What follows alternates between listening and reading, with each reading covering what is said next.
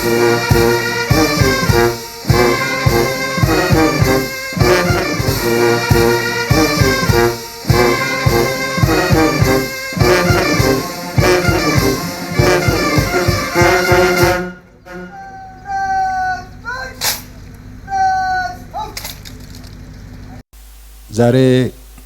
እዚህ የተገናኘ ነው እንዳይደገም መቼም አንረሳውም በሚል ፕሮግራም በየአመቱ የሚከበር የሰሜን እዝ ዝክረ ሰማዕታት ማስታወሻ ቀን ነው። ሎሚ አብዝ ዝተራኸብና ንከይድገም ብስሩ ኣይክንርስዖን ብዝብል መሪ ሓሳብ በብዓመቱ ዝኽበር ዝኽሪ ሰማዕታት ሰሜን እዝ መዘከርታ መዓልቲ እዩ። ሰራዊት ምክልኻል ኾነ ሓርበኛ ኢትዮጵያ መስዋዕት እናኸፈለ እናሞተ እየ ሃገር ዘጽንዖም። ሞት መስዋዕቲ ብሰሜን እዝ ኣይተጀመረን። ቅድሚ ብዙሓት መስዋዕት ነይሮም። ንምክልኻል ሃገር ንምቕናዕ ዝተኸፈሉ መስዋዕት ኣለዉ። ድሕሪ ሰሜን እዝ እውን ሕዚ እውን እናተኸፈለ እዩ። ዝኽሪ ሰማዕታት ሰሜን እዝ ፍልይ ዘብሎ ኣብ ታሪክ ኢትዮጵያ ንፈለማ እዋን ዝተፈጸመ ብምዃኑ እዩ። ንመጀመርያ ግዜ ብታሪክ ኢትዮጵያ ምናልባት ድማ ኣብ ታሪክ ዓለም ኣብ ልዕሊ ዜጋታቱ ኣብ ልዕሊ ሰራዊቱ ንመከላኸሊ ሰራዊትና ሃዲኖም ኸቢቦም ቀጥቂጦም ጥራሕ ዝባኑ ዘኽድዎ ኣብ ልዕሊኡ መኪና ዝኸድሉ ካብ ጥይት ዝተረፈና እንገላትዑ ማሪኽና እናበሉ ኣብ ጽርግያ እናኸዱ ዘርአዩና ስለ ዝኾኑ ብጣዕሚ ፍልይ ይገብሮም። ብስሩ ኣይክንርስዖን ኩሉ ሻብ እንዝክሮ ነስታውሶን ንከይድገም እዩ። 24 ጥቅምቲ ካብ ምሸት ጀሚሩ ብወፍሪ መኽባር ሕጊ ሰራዊት መቐለ ከተማ ክሳብ ዝኣቱ ድቃስ ዝበሃል ኣይነበረናን ወይ ከትኽስ ኣይበልናን። ኣነ ብውልቀይ ኣብ ዕድወይ ሙሉእ መዓዚኻ ዝሓዘንካሉ ዕለት እትበሃል በዘይ ጥርጥር 24 ጥቅምቲ እያ። ልዕሊ 24 ጥቅምቲ ሓዚነን ደንጊፀን ርእሰይ ዝደፍኣኽሉ ዕለት የለን። ብተወሳኺ ክሕደት ጓና ዘይፈልጠካ እንትክሒድካ ዘጋጥም እዩ ንብር እዩ ኢኻ ትብል ወገን ፈሪሑ እንትክሕደካ ግን ምክሓድ ጥራሕ ኣይኮነን እንትጭክነልካ እውን ብጣዕሚ ስብራት እዩ። ሰባረ እምሮ እዩ፣ ልቢ ሰባረ እዩ። ሰሜን እዝ ትግራይ ዝኣተወ ኣብ ባድመ ኮይኑ ኣብ ዛላምበሳ ኮይኑ ኣብ ጾሮና ኮይኑ ንህዝቢ ትግራይ ካብ ሻዕብያ ንምክልኻል እዩ፣ ንህዝቢ ትግራይ ንምሕላው እዩ። ካሊእ ዝኾነ ስራሕ የብሉን። ኣነ እየ ንህዝቢ ትግራይ ዘለኹ፣ ኣነ እየ ድፋዕን ሓፅሩን ህዝቢ ትግራይ ኢሉ እዩ ኣብኡ ዝተቐመጠ። እሱ ጥራሕ እኹል ኣይነበረን። ኣብ ምልማዕ ትግራይ እዩ ሰሜን እዝ ዘሕለፎም። ሰራዊት ምክልኻል ከም ኣብ ትግራይ ዝሃነጾ ቤት ትምህርቲ ኣብ ካሊእ የለን። ጥዕና ጣብያ ዝሰርሐሉ ክልል የለን። ንሓረስቶት ብምሕጋዝ ኣብ ግብርና ዝተሳተፈሉ ክልል የለን። ኢድ ንዝሓፀሮም ወለዲ ንደቆም ኣኪቡ ዘምሃረሉ ክልል የለን። ካብ ዝሓሊፉ ንጀጋኑ ሰማዕታት ትግራይ ሓወልቲ ዝሰርሐ ሰራዊት እዩ ነይሩ ሰሜን እዝ። ኣብ ከተማ ሽረ ዝቆመ ሓወልቲ ሓየሎም ዝሰርሑ ምክልኻል ሰራዊት እዩ። ኣነን ኣበባውን ነርና ይናቡ ኣበባው ኣዛዚ ማእኸላይ እዝ ኮይኑ ኣነ ምክትሉ ኮይነ ኣብ ሽረ ነይሩ ሄድ ኳርተርና ኣብኡ ኮይና ተመኻኺርና ሰራዊታት ተሓቢርና ናይ ሓየሎም ዘመሰለ ጀግና ብምባል ገንዘብ ዋፂና ኣብ አዲስ አበባ ካብ ዝተሰርሑ ሓወልትታት ዝወዳደር ሓወልቲ ዝሰርሕና ህዝቢ ትግራይ ጀግና ሰራዊቱ ዘኽብር እዩ። ተሓደ ጉዳይ እዚ እዩ ንሓለውናዮ ንሓገዝናዮ ዝነበረ ህዝቢ እዩ። ካብዚ ህዝቢ ዝወፀ ውሕዳት ጉጅለ ብክሕደት ነዚ በዓል ውዕለታት ሰራዊት ዝወቅዕሉ ዕለት ስለ ዝኾነ ብጣዕሚ ይሕምም። زياد باري أبزورنا أوان زياد باري وريرونا كحدونا إلنا معلت سماعتات نخبرن معلت عواتنا نخبر عدوا زميتنا تعاوتنا عدوا معلت عواتنا نخبر معلت كحدت أخيرنا ينفلتن بزحت زكحدونا قوانة اللونا أي نخبرون وجن زيغا فتاون تكحدنا جن فريحو دما جزة تصبيو أدبيو انتحردكاجن خبر زقبو علتيو نزينا نخبرو ببعمتو خمز نذكرو نكيد جميم أبي تبيع رسح تاريخ سلزخونم تسلم تاريخ سلزخونم إمانو أي تأمانو إذا تاريخ أو تاريخ هزبتاتي تبيع زي تأف زمزجو محفري رأس خازدن تاريخيو تصبو النامرس نندحر زي تحفنا محفري رأس زدف تاريخيو رأس زادن نتفتس عمت راح يكونن نخلها تنايو ኢትዮጵያውያን ከም ዝድዮም ዓለምኮ እዚ ተግባር ናይ ጁንታ ይዝውልከ ይመስለኩም ክፋት ኢትዮጵያውያን ገይሩ ይዝወስዶም ኢትዮጵያውያን ክፋት እዮም ኢሉ ይዝወስዶም መዓልቲ ክፋት እዩ መዓልቲ ክሕደት እዩ ሓዋ ብልዕሊ ሓው ዝጨከነሉ ዕለት እዩ ነዚ እዩ እነስታውሶ ንከይድገም እዩ እንዝክሮም ብጣዕሚ ልቢ ሰባር ዝገብሮ ድማ ይእዙዝና ይመርሑና የዋግኡና ይውድቡና ዝነበሩ ሰባት ተገልቢጦም ኣብ ሓደ ፐሪፈሪ ቦታ ተኣኪቦም ተወዲቦም ተቀናጅዮም ሸሪሖም تنقل في حسام تلمم نتنوع علم يحلون يكلاخلن زنبر السراويت موقعهم بطعم يزحمم بطعم يحمم سيوم مسفن ሚኒስትር ጉዳያት ወፃኢ ኢትዮጵያ ኮይኑ ደረቱ ነፍሑ ኣብ ኣደባባይ ሃገራት ወፃኢ ኣብ መድረኽ ኣፍሪካ ኣብ መድረኽ ዓለም ይዛረብ ዝነበረ እቲ ሰራዊት ስለ ዝነበረ እዩ ኣኽቢርናዮም ኢና ሓሊናዮም ኢና ወራር ሻዕብያ መፅኡ ንሻዕብያ ስዒርና ካብ ውድቀት ካብ ስዕረት ኣድሒናዮም ኢና ንሳቶም እዮም ዝመርሑናን ዘመሓድሩን ዝነበሩ ናቶም ትእዛዝ ተቐቢልና ኢና እናሰርሐና ነርና ሰሜን እዝ ናታቶም ግርማ ሞገሲ ነይሩ በሓደ ግዜ ከምዚ ጌርካ ንህዝቢ ኢትዮጵያ ምክሓድ በሰላ ታሪክ እዩ ካብ 4 ኪሎ በሪርካ መቐለ ብምኻድ ሸሪሕካ ንህዝቢ ኣድና ጌርካ ብዘርኣውነት ቀስቂስካን ሰራዊት ኣፍሪስካ ናይ መወዳእታ ድፋዕ ሃገር ሰሜን እዝ ይብልካ ንሰሜን እዝ ምፍራስ ብጣዕሚ ክሕደት እዩ ምሳይ ዝበልዑ ጀነራላት ተለው ምሳይ ዕርፍቱ ዝነበሩ ጀነራላት ተለው ኣብ ሕማቕ እዋን ንተሓጋገዝ ዝነበርና ጀነራላት ተለው ንኢትዮጵያ ንምሕላው ምሳና بحبار حساب تنشراشرو زنوركم سوات اللخم بحد جزء تجلبتهم صلاة خوينم قبل علمان قبل على إثيوبيا حد نجر كنجركم زي تشوفها فن نجر التكينات من جمير وزبليو أبتو وانقا خلتش 10 عام تمرت منجست حد شو بأجر دواي بلن سراويت هانسن أيتدالون حنت تيتا يجزن نوع على ترجعن كل بوليتيكيا أبهالي النواس الخينات خفتوا نابله ببزوء زبط وزنور منجستيم تذكريهم شاشمانين تقاتل حاجالون تموت ناي عبدي علي ناي سيدامان ولايتان غونصي ناي اكتيفيستات ببوان زفترو ربشا اتمنجستي ابزو خنتاتي نيرو منجستي ازو كل حاجيغو سمين از للحوحات كينات كخفتي لخا محساب اي كالن كالي تاريكيلن ساتوم يم منجست حدشو دكاما ايو مريت رجيص اي حزن التسراويت انحنا زهانصنا ايو مبزحتو مكوننات ناسنا ايو زغودلنا عتقين سمين ازات قينا انت مالينا دو زبلنا اكال يلن يلوم كينات جمرو نساتهم يم مش جمرو وينا نحنا زتوغاينا مغواي بلوم خلتي 150 شح سراويت اسناديوم كم زلو نوصاتنياتات ريبورت غيرم يم اذا حدش منغستي اب زحصر اوان نصرارغو اينا كوليم صبصاب زقربو وصاتنياتات يترفخم ايتخلوا من إلومنا ام يترفكم ايتخلوا من خلتي 150 شح سراويت اللوم يم قديمون ندرجي سعيرهم يم زيوم اي كالون ايدهم هاو ايوم إلومنا صعدوا ايد مهاب ما ناي ولدنا يكونن ايد كان مهاب حدا معالتي محدار يبلان إلنا انا نابكينات زعتونا كستوز تزارو منيو سيكوتري حدا ايو تزاريون ابتوان ملع حوحات اتاقعيو دحار سيكوتري مسموته اتوكينات سخاتميخم جميركم وبموال جمرو دبلوماسياو صعنتون تمصم نسوكيترون كحيدمو تناغري لهم زوصو ساتميم وهاب قالي نيرو كابو دقاس مدقاس جمرنا سراويتنا مقله مساعتو اي حدك تحاوس زيبل غداي سلازي كحدتن منور تغوار انتنا وقع اتوقعي بزعبه حوحاتيم سلازي سلا حزب تግራይ يكون حوحاتون ملؤ بملؤ ايكونن بعل حوحات كله يكونن مخنياتو حد وان نغرات جملاو انتهونو هاجر ابز غود مدمدمتا يبصحيو نحناكو مخبار حقيلنا بعلتنا نمكلخال مليسنا دما انتنطقع حزب تግራይ تاي زبل نيرو واي غود رغزيو تاي زولو وكحدتيو خمس دي يغبريو نابله بدقون يحفر نيرو نحنا تمليسنا انتنااتو بطاقعيتيو زقبلنا نيرو كم استبدلنا يفلطيو حوحات بالسرحو حفيريو رؤس دفيئيو زغرمكم مقالك حسابناتو حانت تنكويا اينبرتن كحدت سمين ازون اي قبلون سلازي مكحاد زلمده ناي حدا غجله كحاد سرحيو غيرنا كنوسدو زغبا እዚ ተግባር ካብ ጅምር ድማ 50 ዓመት ተቆፂሩ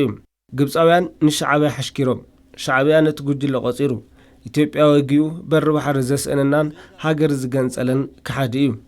ንዑን ተዓረቕ ብምባል ውድባት ፖለቲካ ኣብ መድረኽ ዕርቂ አንጊዱ ብዕራይ ሓሪዱ ዝሓረደ ክሓዲ እዩ ኣብ እዚ ሰሜን ዝደገመውን ንሱ እዩ ሕዝውን ተኾነ በብመዓልቱ እዩ ዝኽሕድ ዝኾነ ኣብ ኢትዮጵያ ዝተፈጠረ ናይ ክሕደት መንፈስ ናይ ክሕደት ሓይሊ እዩ እዚ ሓይሊ እዚ ክሳብ ዘይተነቐለ ኢትዮጵያ ሰላማይ ክትረክብን ህዝቢ ኢትዮጵያ ሰራዊት ምክልኻል ሃገር መንግስቲ ኢትዮጵያ መክሓድ ኣይፈልጥ ክሕድና ይንፈልጥን ብዝሓለፈ ምግቢ ሃይለ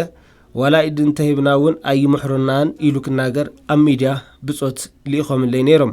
አንሕና ከም ምግቢ ይኮናን ኣይንክሕድን ቃል ኣይንዓጽፍን ምግቢ ሃይለ ማለት ድሕሪ ውዕሊ ፕሪቶሪያ አዲስ አበባ መጺኡ ምሳና ተራኺቡ በሊዑ ሰትዩ ናብፃ ዓድሊ ኢኽናዩ ተሓኪሙ መጺኡ ከም ምግቢ قيم كنحز تنخون نيرنا كم مقبي كحد تنخون نيرنا أبيدنا أتي نيرو كم مقبي كحد تنخون نيرنا سبحت نقا كاب قدقا دوزينا وصع عدي أين الأخون نيرنا مخنياتو أنحنا من قسينا هزباو حلافنة لنا تاريك هاجر كنحلو لنا تسليم تاريك أب منقو محبر السب كرحن تزحدق سرح كنسرح يبنان نعقسينا كم سمين إز تكحيدنا كم سمين إز تقتيلنا تكحيدنا اتزك حدنا خلو نعقسوينا هاجرينا يان محضر مقبي يدنتهي ناس أي محرنا يكبل أي خلن مناسي زود سبيم دم أب إيدو زلو سبيم نعنا بزك خصص أي خلن يقدس لك عكمتنا خلتش 13 عام تمرت داقم مفكار يبنون أخلتش 13 عام تمرت بتمساسالي فكروا تكوينات واللعب مجمار تزخوانا وصيت دما يفلطيو لك عكمتنا خلتش 13 عام تمرت لمون أب خلتش 18 عام تمرت كفكر يبلون الشعوك أن تفكرس خون دخون يتعملو خلا بإيدو خلا مربع سلز نورا حزخهم أهكونن فغرا أبز حزوان زفكرو جنرالات بوغن هز تقراي نفوع جغنا زبلا يكونن جغننت أيوهبن قولل أيبلن مخنيات دماء فتنا خلتش 13 عام تمرت قبل على هزب تقراي حيز وزمت أطاطا هزب تقراي ملؤ فليتوه ترديو ويو سلز تردوه نفغرا اتحزوان تحباباري أيكونن وقاداس هزب تقراي حزي كابت زعاتو موصي منقد ترح كناد زدلي مقوي هايلا نابادي سابا مسيو زكونا تابقعو وعلى سلام بريتيرا بمفرامنا تحقوي سئي إلني يكو نعاي بزحالة فزولو دمه ريخم يخم انت عين السبقنا أيوزي انت عين السبقنا يا أغلني بقى يا أغلني الخابكينات دحر الدوم مبالكا داقم ندحر تمريسكا مفكار لك عيكونن بقى يا أغلني بزويل يومكو تكينات وديمو حزي إلوون أب معخلو مفلالا فتيرم يوم كدم حز مسيلوهم قبل على تقرا حدا غاز مص مسيلوهم طلع عيله مستحوسهم حزي تفاليمم اتهزبي حزي تفالييم عرسو تزواغا حزي تفالييم لومي بين خطراي ناي متراف غيزي مصيوم بين خناي متراف زمن مصيوم لعل سغاتي زلو سلازخونه يفكرلو صنتات فصيمم لي كبلوم مس زنبر الشعبيه حبرت يفطر رايو زبعل كحدتيو قال ناي كحدت ملكعيو صنتات فصيم لي كتبل صنيخا مليسخا شعبيه فتاوينا ايو تحبابيارنا ايو مسانا دو يبل حبيرنا كنسرحنا نيتوبيا كنكحدينا حبيرنا نيتوبيا كندخمينا بزولنا تخايديو بخالي ملكع زغلص كحدت اكسوم ناي حوحات يكونن اكسوم حوحات زفكرلو تاريخ يكونن اكسوم تاريخ حزب ايتوبيا ايو نحنا كنات ندليتن نخون نيرنا دحرو على سلام بريتوريا حوحات زسرحم تنكوياتات انبيتاتات لعل اخل مخنياتيوم ناب كنات نمتاو لعل عقنيم منقستنا نايكونات نافاق منقست تزخو نيرو نافاق كينات سراويت مكلاخل هاجر تزخو نيرو كاب بريتوريا نزه حوحات سرحم تنكياتات سرحت شرحي ناب كينات المئتاو اخلاتيم قنا ابت كينات حوحات يهدم هاديمو حزب تقراي زغدا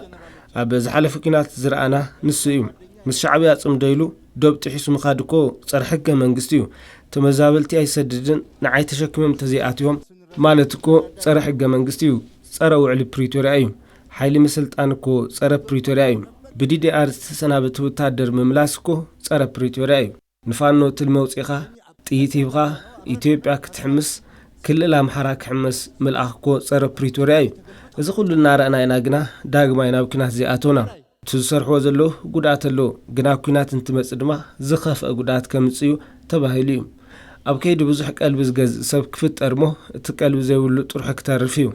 بزولينا نخيد زلنا ኢትዮጵያ عد حربኛታትያ ካብ ጥንቲ ዋላ ሕዚ عد حربኛታትያ ኢትዮጵያ حربኛታትዮም ሃገር ሓልዮም ኣብ ዘብጽሕዋ ሰራዊት ምክልኻል ሃገር ናይ ወለዱ حربኛነት ዝወረሰዩ ነዚ ድማ ኩሉ ሻዕ ዝዕወት ናይ حربኛታት ሃገር ያን ትንብል እቱ ገዛ ታሪክና ንምባል ይምበር ባንዳማ ኣለው ኣዩ ኢትዮጵያ ቀሊል ዘይባሃል ዕሱብ ኣለዋ ኣብ ዘመኑ ዝተራየ እዚ እዩ ጣልያን ትትመጽእ ዝተራየ ንስዩ زياد باري انت تمص زترأي نسو ግብጽ انت تمص زترأي نسو ترك انت تمص زترأي نسو دربش انت تمص زترأي نسو ابت ግዜቲ መራኸብ ሓፋሽ ቴክኖሎጂ መራኸብ ስለዘይ ነበረም ብደንቢ ኣይፍለጥ ነይሩም ሕዝግና ዘመን ግሎባላይዜሽን ስለዝኾነ ዝሕባእ ነገር የለን ሕዝ ዝሕባእ ነገር ስለዘይለ ይሕባእ ዝነበረ ባንዳ ጋህድ ወጽየሎም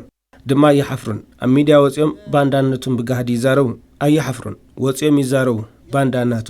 ባንዳነቱም ስለዚ መጥቃዕቲ ሰሜን እዚ ናይ ባንዳ ስራሕ እዩ ናይ ክሕደት ስራሕ እዩ ናይ ታሪክ በሰላ እዩ ናይ ቀደም ዝነበሩ ባንዳታት ዘመናዊ መግለጺኦም እዩ ከምኡ ጌርና ንወስዶም ምስ ህዝቢ ዘራኽብ ነገር የለን መብዛሕትኡ ሰብ ካብ ትግራይ ወላ ካብ ባዕሉ ህወሓት እውን እቲ ጉዳይ ዝተረድኦ ጸኒሑ እዩ ቅድም ኢሉ ስምዒታዊ ነይሩ ተላዒሉ ብዘርኣውነት ቅስቀስ ተገይሩ እቲ ሰብ ዝተረድኦ እናሰኸነ ዝመጸ ዳሕራ እዩ ሓረስታይ ትግራይ ግና ካብ መፈለምቱ እውን ኣይተቐበሎን ድሕሪ ናብ ቆላ ተንቤን ምእታዎም ሓበሬታ ዝህበና ዝነበረ ህዝቢ ትግራይ እዩ ድሓር እዩ እቲ ፖለቲካን ትበላሾ ኩነታት ዝተበላሾ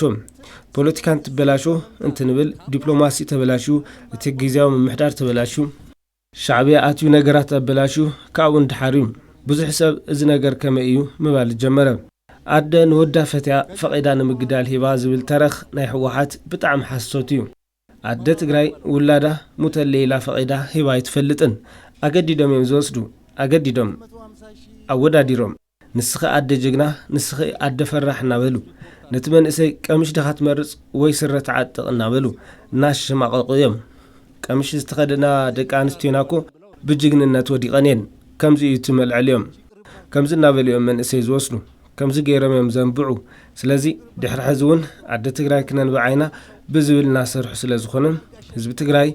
ዓርሱ ናጻ ከውፅእ ኣሎ ጉጅለ ህወሓት እቲ ገበነኛ ጉጅለ መጻኢ ዕድል ህዝቢ ትግራይ ክውስን የብሉን ትግራይ ሰላም የድልያ ኢልኩም ተኣኻኺብኩም ተወዲኹም ቃልሲ ጀመርኩም ኣለኹም ብመንገዲ ህወሓት ኣይንምራሕን ዝበልኩም መናእሰይ ትግራይ ኣለኹም እናንብዓኽን ዘለኽን ኣዴታት ኣለኽን ትግራይ ካብ ዝንዓሊ ክትሽከም ኣይትኽእልን ክንዲ ዝተዓገስና ተተዓገስና እንድሕር ጥቃት ተፈጺምና ዳግማይ ከምቲ ጥቃት ሰሜን እዚ እንድሕር ኮይኑ ክንከላኸል ግድን እዩ ኩናት ንሕና በይና ክንትርፎ ይንኽእልን ኣብ ዝሓለፈ ኣብ ግንባር ሰሜን ወሎ ምስ ፋኖ ተሰሊፍኩም ኣቲኹም ትልመውፂኹም መምርሒ ንሃብኩም ተዋጊእኹም ኢኹም ግና ስቕኢልናኩም ኢና ምንታይ ሓላፍነት ስለ ዘለና ንሕና መንግስቲ ኢና ንኹሉ ምትንካው ምላሽ ኣይንህብን መሊኡ እንተፈሲሱ ግና ምንም ክንገብር ኣይንኽእልን ስለዚ እዚ ታሪክ እዚ ከይድገም ኩሉ ሻዕ በብዓመቱ ክንዝክሮ ኢና ነዚኡ ድማ እዚ መድረኽ ዝተዳለወ ብዝተኻለ መጠን ሃገርና ናይ ሰላም ናይ ልምዓት ሃገር ክትኾን ንደሊ ኢና ናትና ጠለብ ሕዚ ዓብዪ እዩ እናተዓበጠ ዝነበረ ሕቶና ሕዚ ናብ ኣደባባይ ወፂኡ እዩ ነልምዕ ኣለና ኢና ሰላም ንምስፋን መከላኸሊ ሰራዊት እናተቓለሰ እዩ ሰላም መምጽኦ ይተርፍን ልምዓት ምርግጋጾ ይተርፍን ግድብ ህዳሴ እውን ተገዲኡ ዝቐረየና ሕቶሎም እሱ እውን ክንዕውቶ ኢና ስለዚ መከላኸሊ ሰራዊት ሃገር ደው ዝበለ ንሰላም ንልምዓትን ብሄራዊ ረብሓ ኢትዮጵያን ደው ዝበለ እዩ ንሕና ኢትዮጵያ ንክትነብር ንክትጸንሕ ንክትሸጋገር ዘጽንሑልና ዓዲ ንደቅና ንምሕላፍ እዩ ንሕና ንመሃያ ኣይኮናን መሃያ ካብቲ ሕብረተሰብ ልዕሊ ፍልፍል እቶት ኣይኮነን ሃገር ዘይብሉ ሰብ ኣይኮነን ብዝብል እዩ ሃገር ዘይብሎም ዜጋታት ከይፍጠር እዩ ከምኡ ከይጋጥሚ ሰራዊት ምክልኻል እናተቓለሰ ዘሎሞ ህዝቢ ኢትዮጵያ ፈተውቲ መከላኸሊ ሰራዊትና እዚ ክትርድኡልና ይግባእ ኣይንሽኩልን ኩናት ኣይንቅስቅስን ኩናት ኣይንደልን ብሰላምና ብልምዓትናን ብብሄራዊ ረብሓናን ዶብ ሓሊፉ ንዝመፀ ግና ክንዋጋእ ኣለና ዝተጣየሽናሉ ዝተዓጠቕናሉ ድማ ንዑ እዩ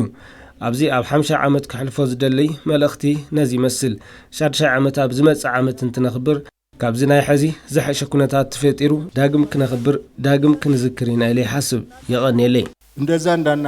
እንዳያጋጥመን ነው መከላከያ ሰራዊት እየታገለ ያለውና ኢትዮጵያ ህዝብም የመከላከያ ሰራዊት ወዳጆችም ይሄን ልትረዱልን ይገባል አንቸኩልም ጦርነት አንቀሰቅስም ጦርነት አንፈልግም በሰላማችን ላይ በልማታችን ላይ በብሔራዊ ጥቅማችን ላይ የመጣ ግን ከድንበር ያለፈ ግን መዋጋት አለብን የተደራጀነውም የታጠቅነውም ለዛ ነው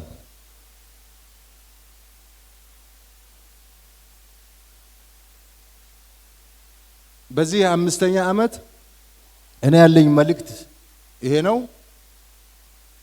6ኛ ዓመት ይመጣል ያን ጊዜ አሁን ካለን ደረጃም በጣም የተሻሻለ ሁኔታ ተፈጥሮ እንደገና እናከብራለን እንደገና እንዘክራለን ብዬ አስባለሁ አመሰግናለሁ